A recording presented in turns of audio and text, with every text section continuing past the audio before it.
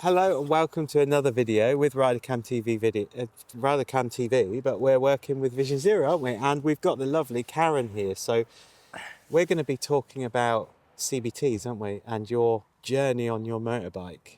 Yes.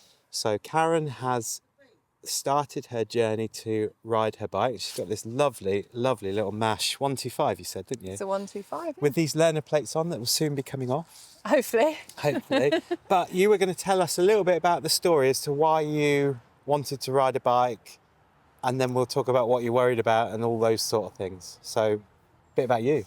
Why I never wanted to ride a bike. It's probably more appropriate.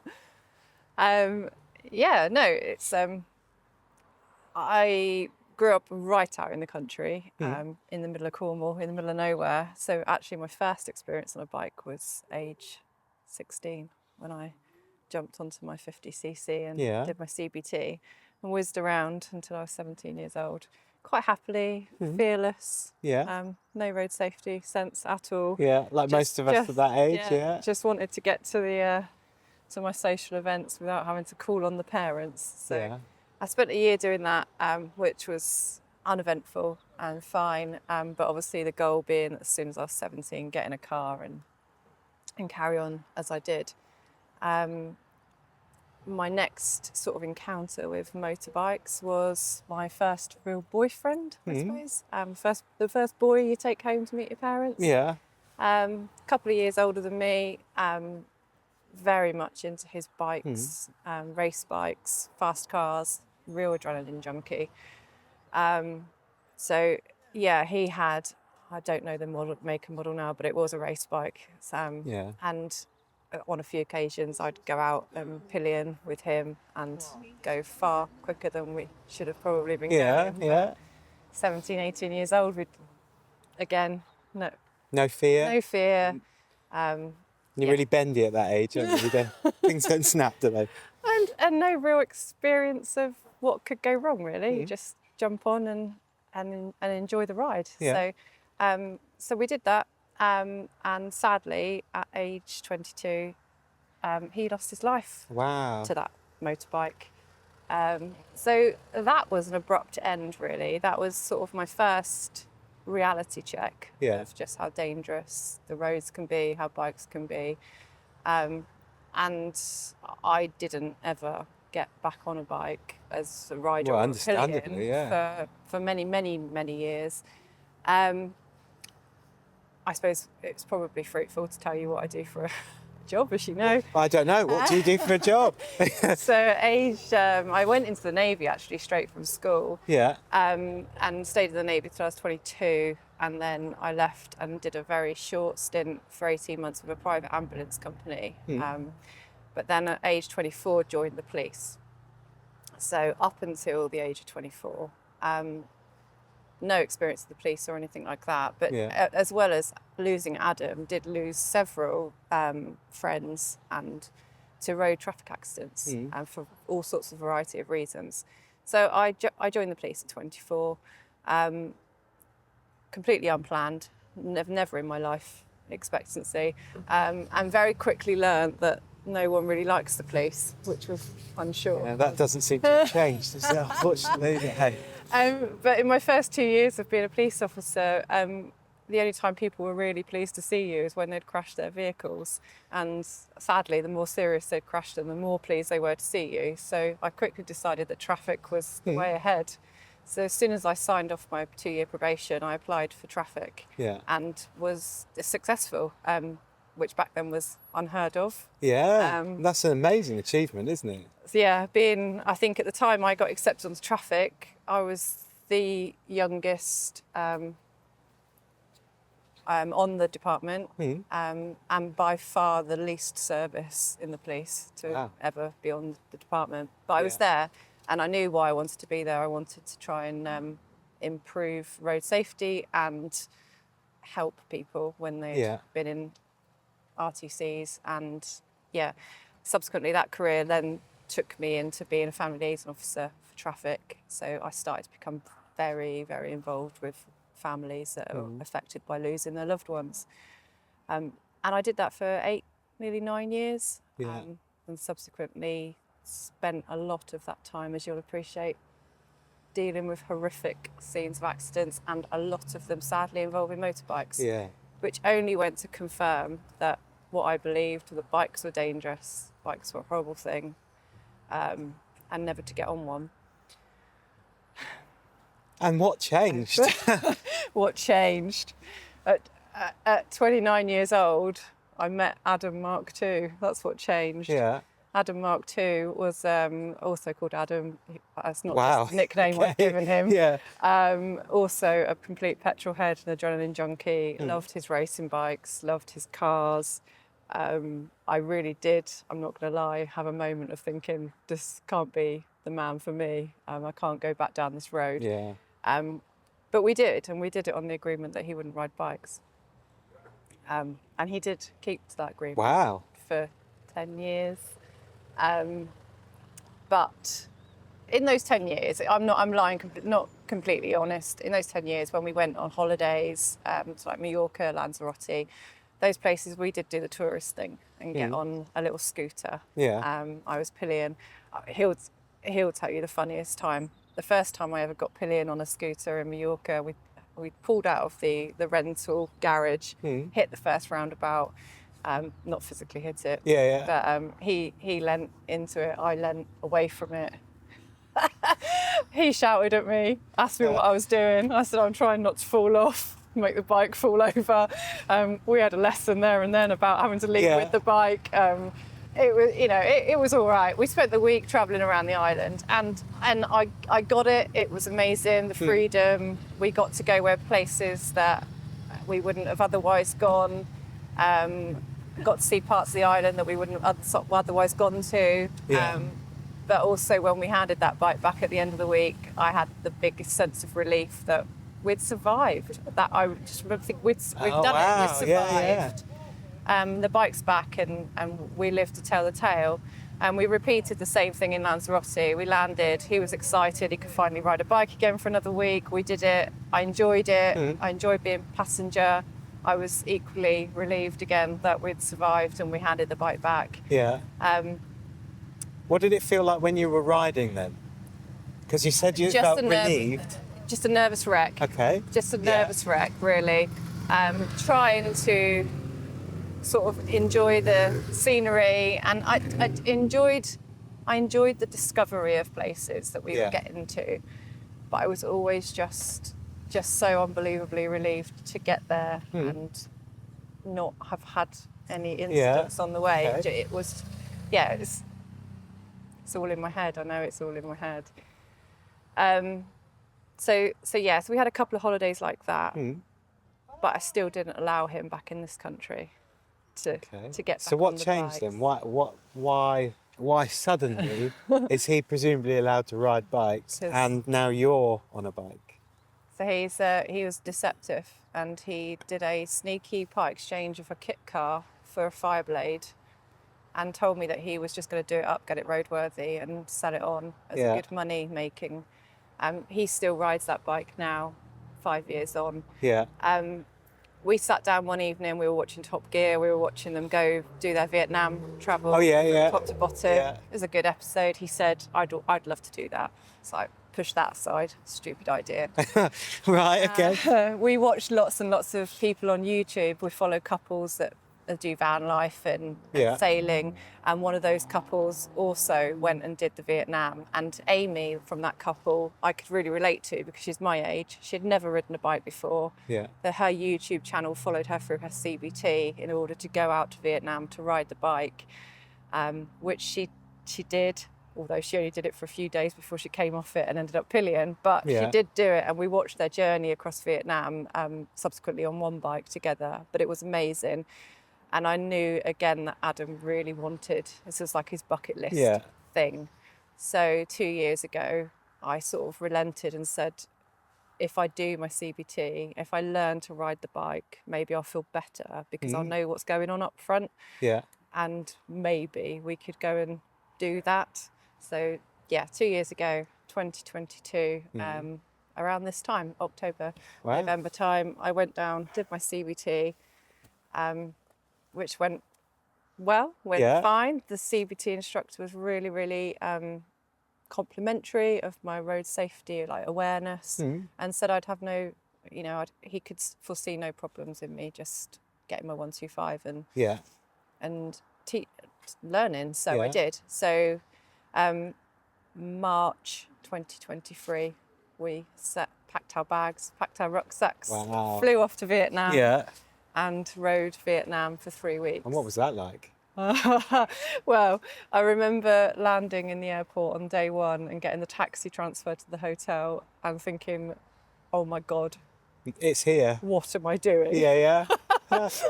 What hell have I signed up for? This is, this is crazy. I've never seen a country like it. Was thousands and thousands of bikes, all just within a square metre of you, just cutting in and out of traffic, beeping. It was absolute chaos. And I literally sat in that taxi thinking, I can't do that. I cannot do this. But we got up the next morning. We flew to the top end of Vietnam and actually spent a couple of days there just acclimatising, doing Hai Long Bay. Then we got an overnight train to Da Nang, where we picked the bikes up in a little bit more of a sensible calmer area. And off we set. We went with two friends, Izzy and Steve, and actually Izzy did her CBT at the same time as me, which gave me a little bit of confidence because we both had the same amount of experience. Not a lot. But there was two of us in the group that were novices, and the men had agreed that we'd all get the 110 semi-automatic locals bikes. Right. Okay. So we would all be on the same power of bike and take it as a sightseeing potter. There was no speed necessary. So we did, must have been about 1,500 miles across Vietnam over the space of 2.5 weeks. Now when we were talking earlier on, you said, I'm really worried about the direct access and all these other things, but you've got all that experience under your belt already on a bike. So when it's in my head. It's in my head. When we came back from Vietnam, I was really confident, and I was out on this one all the time. And then I had one day out in the summer of 2023 where it felt like every single person on the road was out to get me. If it could have happened, it happened, and it happened that day. It just felt like it was awful. And I actually went back that day, parked the bike up and didn't ride it for months and months. Wow. And thought, I've put that to bed now. We've done Vietnam. Yeah. I'm back to it. It's a dangerous thing to do. Just put it to bed. But through the encouragement of Adam, of my dad, who's also now living down here and crazy about bikes, and Izzy still wanting to get to the full bike licence, they've kind of all jointly encouraged me to sort of carry back on this venture, and are taunting me with the ideas of, we get our full bike licences, we can go to Spain and France and... Well, it's all, you talked about what you were doing in the police and things like that, but we know that motorcycling is a dangerous hobby, but it's only dangerous when you don't know what you're looking at, isn't it? So when you're going through your test, and I think you're going to go through the advanced and all that sort of stuff in time as well, and we're going to follow you through that journey, aren't we? Which is really good, not only from a lady's point of view, because I think a lot of ladies are really concerned about the biking because they think that it's a male-orientated thing. We have lots of ladies in RoSPA, and lots more now, but everybody on a bike is a friend, isn't it?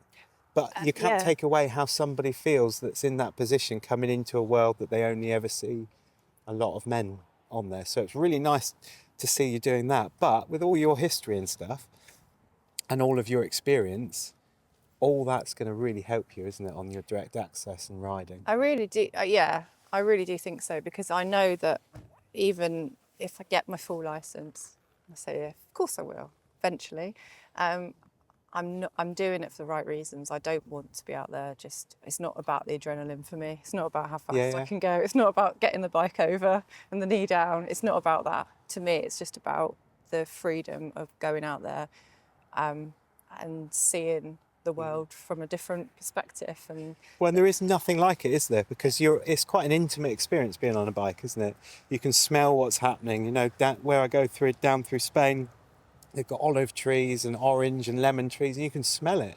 In a car, you can't smell it. It's much more of a an intimate, enjoyable journey, isn't it, on a bike? Yeah. And it's quite a place to think as well, isn't it, when you're It riding? is, because all you can think about is what you're doing. It's been a really good way of like going out and just clearing your mind in a way, because you can't think about anything other than controlling the bike, the gears you're in, what's happening up ahead, and suddenly all the problems of the day that have been whirling around your mind have gone. Even if it's just for half an hour, they've gone, because you've been so focused on riding that bike and keeping it safe. So I'm How amazing. super excited for it, and really, really scared. So in terms of your CBT, you've done your CBT and you've done all of the, what do they call it? The hazard perception and the theory test. So you've done all that. Even for us oldies, if we wanted to do our bike, we've got to go through all that again, which is really weird, isn't it? But I guess more training is better training. But how do you feel about taking the direct access? What sort of things are you... Because it'd be interesting to see, after you've done it, whether the concerns and worries you had were, like most of us, in our heads and we're worrying too much, or whether some of those things were worries that you thought were right worries to have. Do you know what I mean? At the moment, my confidence is lacking when it comes to doing all the modular one. It's all That's all the figure of eights and things, isn't it? And people are saying it's because the 125 and the clutch control on a 125 is harder to maintain at slow speeds, and it will be easier once I get my bigger bike. I'll let you know. Well, I can only vouch for, or I can only speak from where I come from. On a 125, I felt you did that and you're over into the hedge on the wrong side of the road. On a heavier bike, because it's heavier, you feel more at one with it and more in control.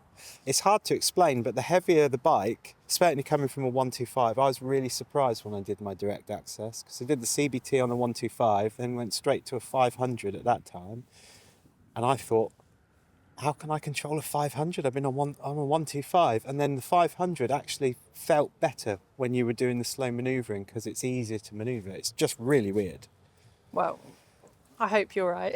Let's hope so. Well, we'll find out when we speak to you after you've done your direct access, or through, if we've got time that we can come and see you. But yeah, please do. Come so you're doing a 4-day course, aren't you? Yeah, so I did the assessment ride, and he said I was borderline whether I could just go straight to direct access or whether I'd benefit from an extra day's training before the direct access. Okay. And he said, it's borderline, how do you feel? And I said something you just said a moment ago, the more training the better.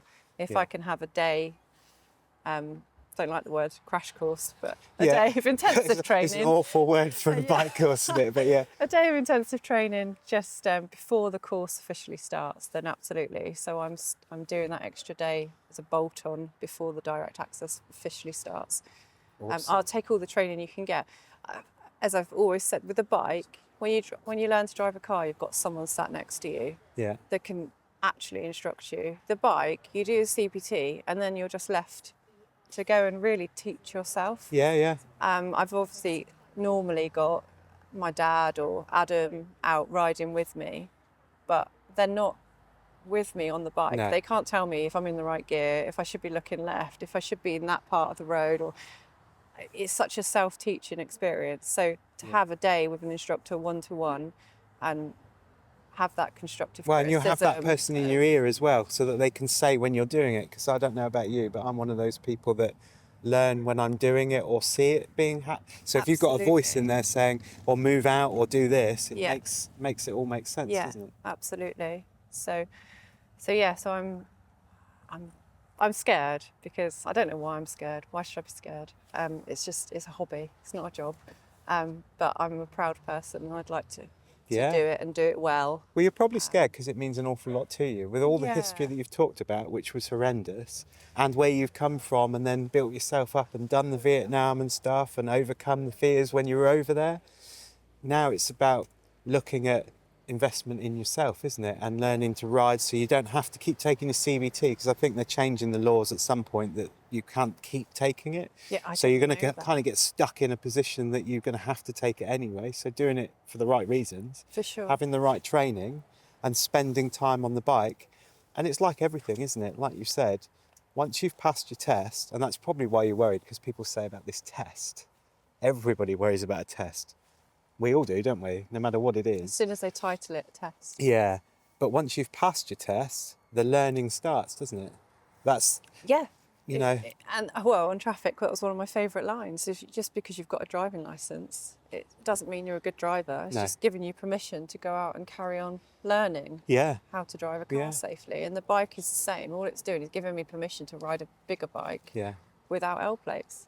I might put P plates on it. Is that allowed? Like well, I don't know. You see them on cars. I've never seen them on a bike. But it's, as you know, it's all about safety. If that P gives you a feeling that people have seen you and think, well, you've just passed, I'll give you a little bit of room, it can't be a bad thing, can it? No, not at all. But I'll be the first person. I'm super excited to see how you get on. I've got no doubts Will that the bike you'll go community through. still nod at me if I've got P plates? Well, when you say about, do you know what, as a young girl growing up, I remember all like your hairy, long bearded bikers coming into the local village pub, and they used to scare the life out of me, just their image alone. And that was what I thought bikers were. And now, like, Adam's massively into his rock music, so we go out to the concerts and it is big, hairy, bearded bikers, and they're such a friendly group, and every biker you pass on the road nods at you, and you're like, well, and that's the thing, isn't it? You know, I've been all over the world on the bike, and you'll be stopped somewhere just having a sandwich or a drink in a lay-by or whatever it might be, and you'll get people that drive in a car but they're bikers, and they'll stop to make sure you're okay. Or you'll have another biker ask you if you're okay, and wherever you arrive, there's another biker, you end up talking because you've got something in common. Yeah. Lots of bikers there seems to be like this, I don't know, social platform on a bike where if you're riding this sort of bike, they might not wave at those sort of people, but most people wave at everyone. I was going to say, I'm thrilled. They wave at me even though I've got L plates on. Well, you're a bike, aren't you? You know, you're one of us. You're one of the community. We were all there once. Yeah, and you're on the road and we look after each other, don't we? And that's the really good thing about biking, the experiences that you can get. And I'm really excited to see you get through your CBT, your direct access. Well, you might get to see me do my CBT as well, because if I don't pass the direct access first time, my CBT in theory will be quickly expiring and I'll have to start from scratch. But you should be fine. The people that because you're going to Damrells, aren't you? The people that you've got there that train you, they're really good trainers. They've got really, really good resources and assets to be able to use. They're really, really good at training, and they'll do it at your speed, and they'll do the right stuff. And the bike's got roll bars, so... And the bike's got roll bars, you know? We'll be fine. I shouldn't joke about it, should I? I've got a dark sense of humour. I think we all have. I think it's part of the job that we all do. But I think we've all got a dark sense of humour. But you'll be fine. Just don't worry too much about it being a test. Just go with the flow, because they are really lovely people at Damrells, and they'll put you at ease as soon as you get there. You've already been there for your assessment. CBT there as well. They would have put you at ease doing that.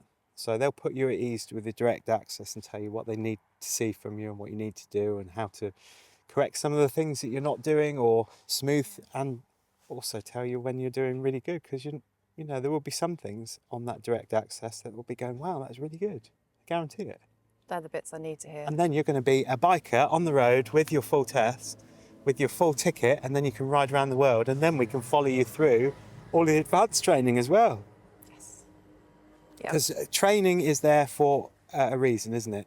They say that, I know that we said earlier on that biking is a dangerous hobby, but if you do loads of training and you are constantly trying to improve your ride, I think where it gets dangerous is where you get riders out there that think that they are the best rider ever. I'm not the best rider. I'm always trying to improve the ride that I do, and I always make mistakes. Always. We all do. Yeah.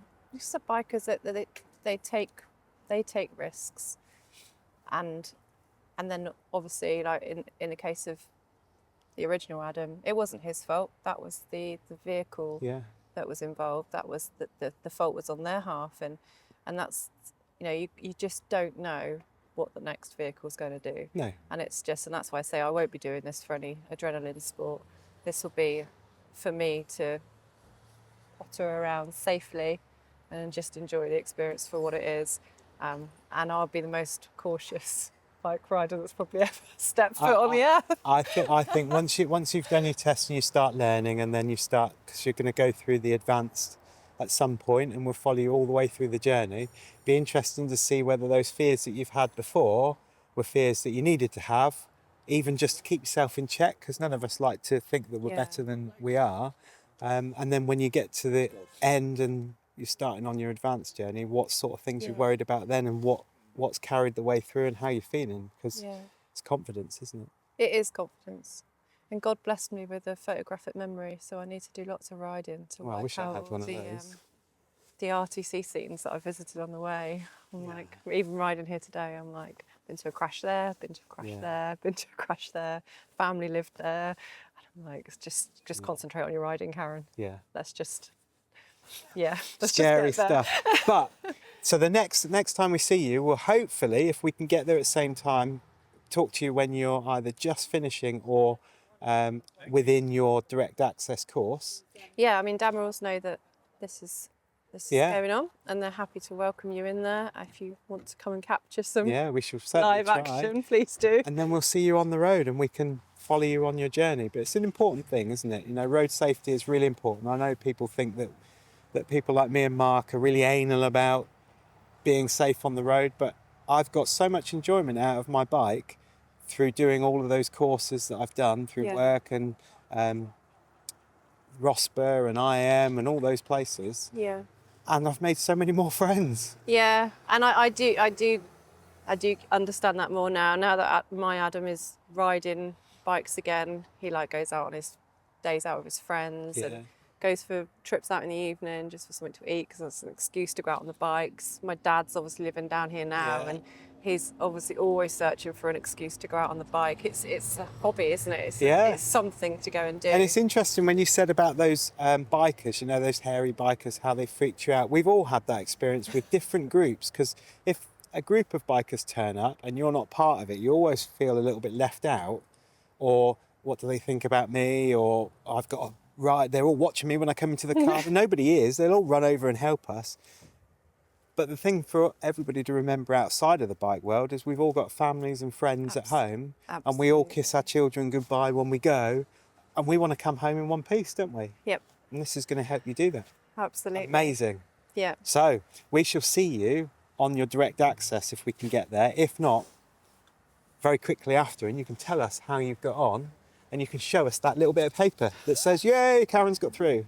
So brilliant. So catch us in the next video and see how Karen gets on.